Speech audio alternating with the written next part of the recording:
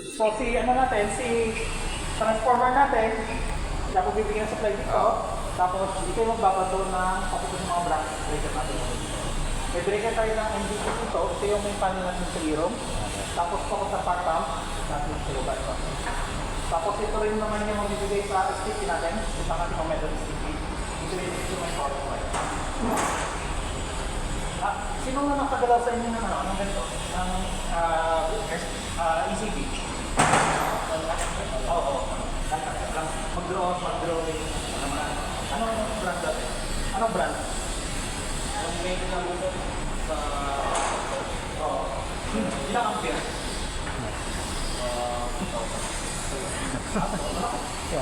Sa akin parang...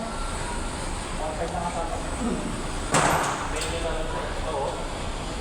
Lupas na ilang gramo is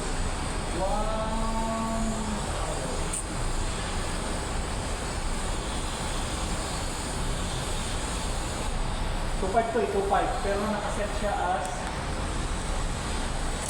0.7 2.5 times 0.7 Ano ito? Yan sa... hindi, kwanto galing sa transformer natin 2,500 times 0.7 nakaset siya as 1,750 1,750 nakaset so ito yung main natin ay sorry, ito yung main 1,750 Kapag sila sa dito, ito yung main breaker galing sa genset, synchro panel, dito papasok.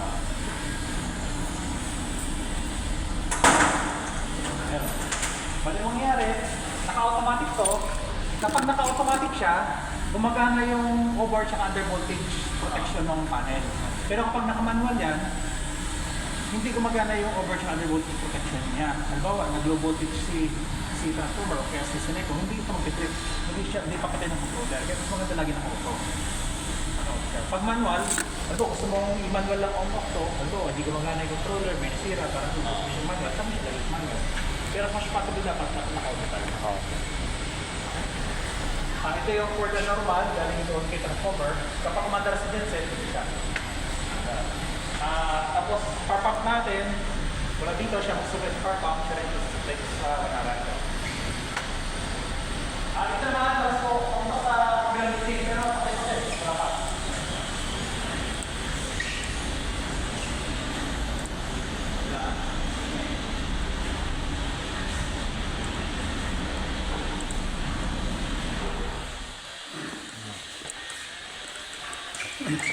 Ngayon, dalawang genset natin dito. Yung genset 1, itong nasa kanan, genset 2 nandun sa kaliwa. Dito may dito. Yung dalawang genset na yun, pwede silang gumana ng sabay, nakaparallel sila, nakasynchronize. So, ito yung dalawa. Ito yung main controller ng genset 1, yung kanan, genset 2 nandun sa kabila. So, mangyayari yan, ngayon, is naka-automatic yung yung genset 1 natin. So, kapag nag-ground out, gagamit sa genset 1. Anda siya. Kapasok siya yung kuryente niya kaagad doon, bubabot siya sa 1 na natin. Ngayon, makita ito, kung gusto niyo siyang i-auto, yun niyo ito. Pag gusto niyo siyang i-manual na ayaw pumasok ang kuryente doon kapag nag-ground out, yun ito. Pag naka-auto ito. Ngayon kasi, balik pa lang yung load natin. So, hindi naman kailangan na dalawa sila naka-on. On. Yung isa, kaya-kaya na ng isa. So, yung manual na lang muna natin ito, tapos pwede natin ito ka.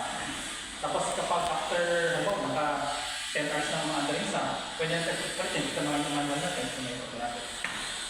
Yun yung mangyari.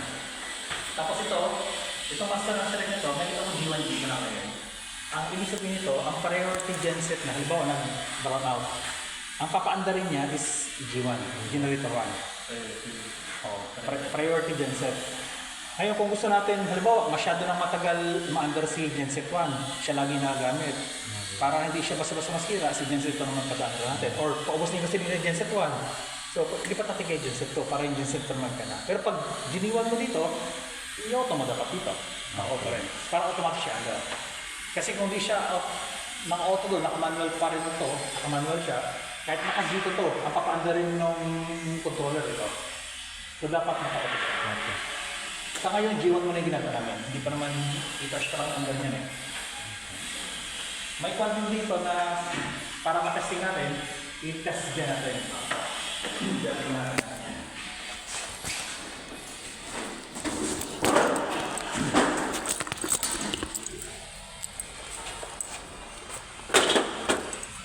Boss, mapagal kami ng janset ha?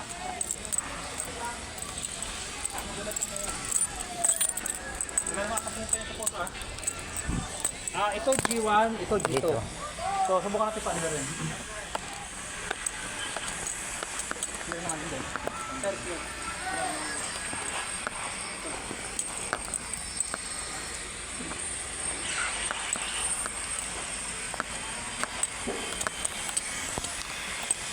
Gusto nung ilong. Ganda ng ilaw sir eh. So, gusto natin paandarin yung G1 at test gen natin. Kapag naka-testing tayo dito, naka-test gen, hindi, since naka-auto tayo doon, hindi naman papasok pa agad yung voltahe. Kasi may interlock yun eh. So, yan sa test gen. Tapos, kailangan natin siyang yun.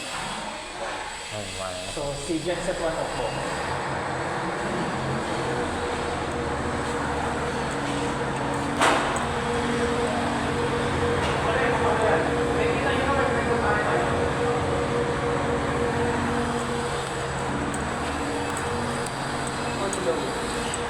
Umilaw na siya. Yung mula doon, pumasok na dito. Pero since naka-interlock itong dalawa, isa lang yung gagana sa kanila. Okay. Kasi pag sabay silang gumana yan, magsasalubong ko rin sa bantay dito. So ngayon yung gumagana lang, is normal. Ito lang yung naka-on. Naka-interlock siya. Pag single facing yung ano sir, Sineco. Kapag Single face yung Sineco. nag-single phase yung Sineco, si BFI natin mamatay.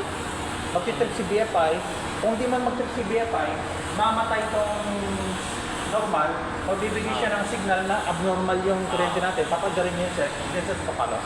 Pag nag-single phasing, nag-low voltage, o nag-low voltage. Pag low voltage, yung high tsaka low voltage natin, plus 10 minus 10% lang tayo. Halimbawa, 400 volts tayo, minus mo na 10%, hindi ko na mag-compute. Pag bumaba ng 10%, alam mo, nag-negative 11% tayo, nag-low voltage. Okay. Papalo yung signal, mag-voltage yung signal doon, papaanda rin niya si genset. Tapos papalo yung breaker natin sa genset. Pag bumalik ang normal, magbabata yung signal na napatay si genset, ibabalik niya sa normal. Ngayon. Sa ngayon, ito, 230 tayo, 9 pa lang.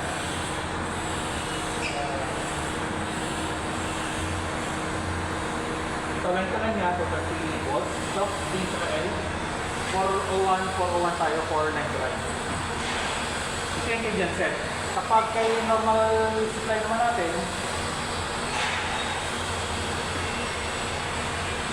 ang line emitter natin, 224. Ang line to line natin, si Sineco, 390 lang siya. 387 kay Sineco. Pagpapagdaran naman natin kabila.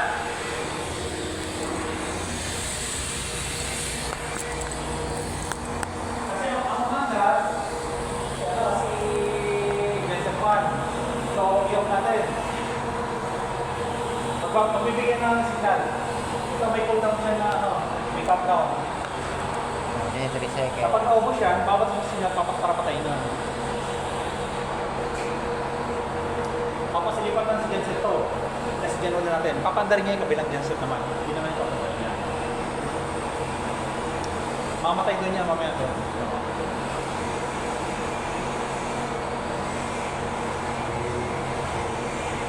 Nakailaw yung yellow doon. Ayun, namatay na. Cooldown niya, di ba ilan yun? 30 seconds? 30 seconds para patayin niya yung supply doon. Tapos ito, ang cooldown time ng genset natin bago mamatay is 5 minutes. 5 minutes.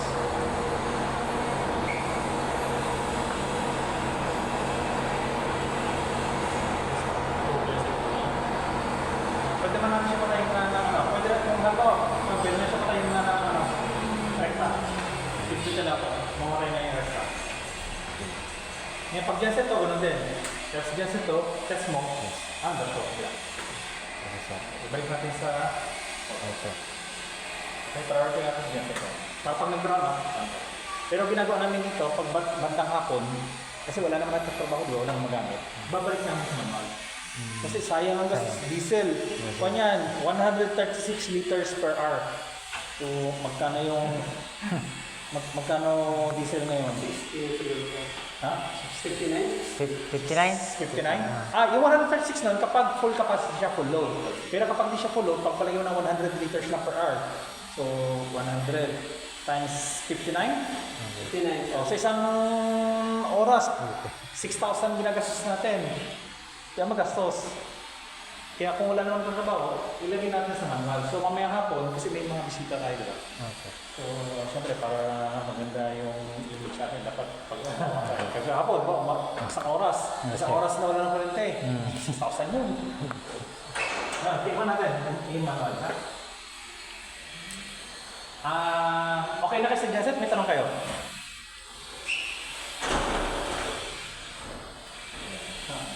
Bukas may bayad ko. Okay. Madali lang naman din na. Nakuma naman lang kayo lagi. Kapag may may kung kami, sama-sama lang kayo sa amin. Okay, sir. Lalo pag nandiyan sa XA, kung di ba kayo sa installation just site, sama-sama lang kayo para makapamilya kayo sa area. Pag may trouble, kami pa naman yung nagagawa, sama kayo sa amin para hindi ko makapamilya kayo. Okay, tapang ko. Ito,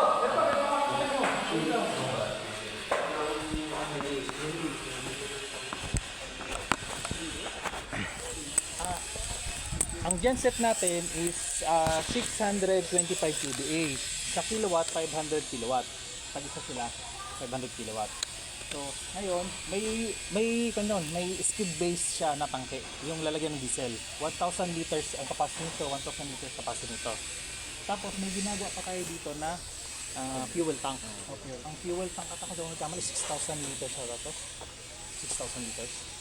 So, yung isang base nito, halimbawa maanda rin yung genset ng full capacity, 100 liters.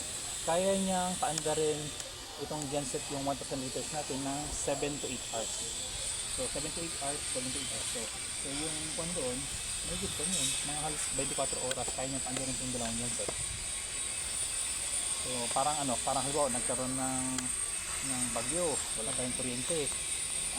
Yung konsumo ng kuryente natin naka maximum load, so may fuel tayo may isa't kalahating araw kapag umaandar siya sa full capacity, pero hindi naman full capacity yun, so kahit 4 na araw may kuryente tayo.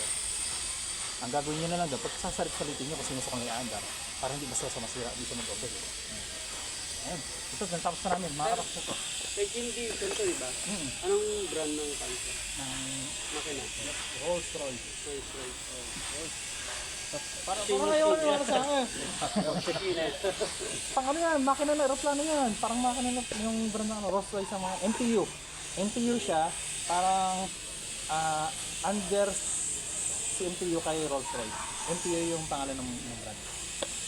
Kaya may kita mo doon sa big ship yan, nakay sa dulo, Rolls Royce na ano. Tapos ang controller natin, Dipsy. Dipsy yung pangalan. Dito na ito.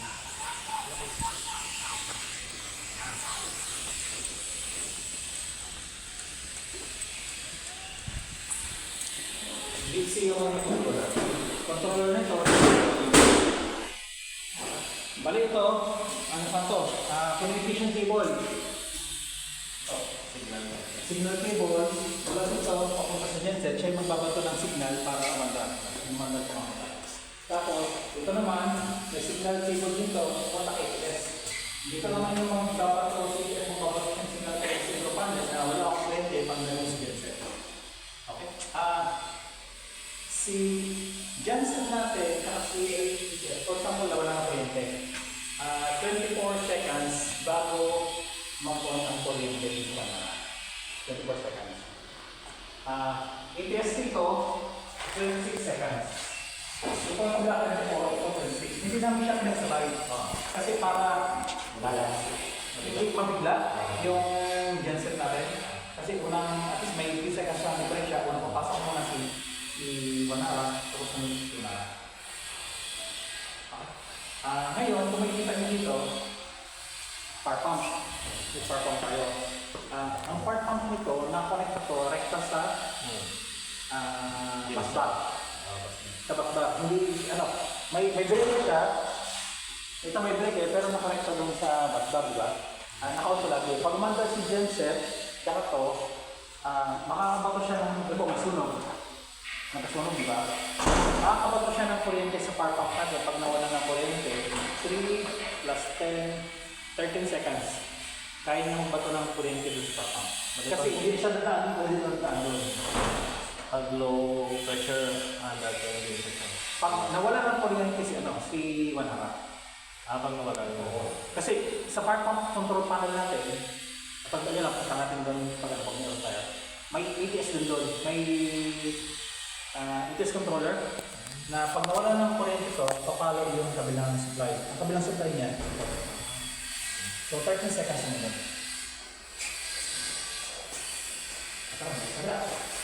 Ito ay spark to.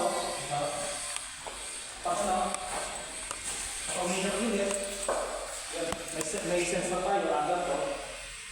Nakamangal. May sensor tayo.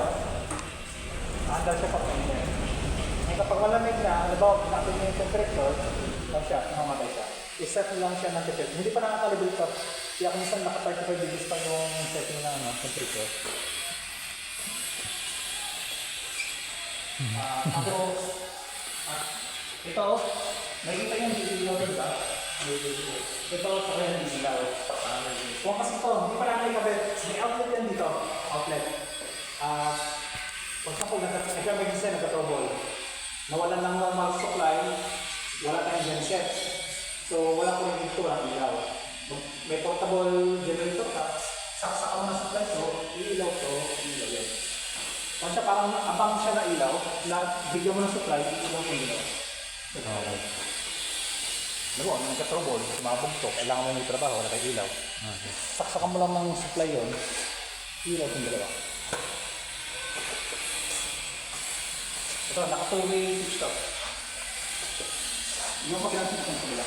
May battery ka sir, no? Meron. Naka-contract, naka-battery pack. Battery pack. Battery pack. Check na namin. Ano yung battery pack ko? Meron sir, may ilaw yung... May kita mo kung saan yung may pula. Ito lang. Ito. Yan. Kasi natin dito sa battery. Ito. Dalawa. Ito. Ito sa battery pack ko. Wala sir?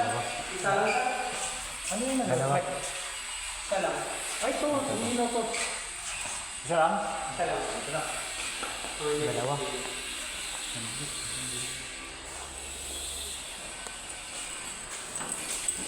May exam daw kayo mamaya, sabi ni Jason.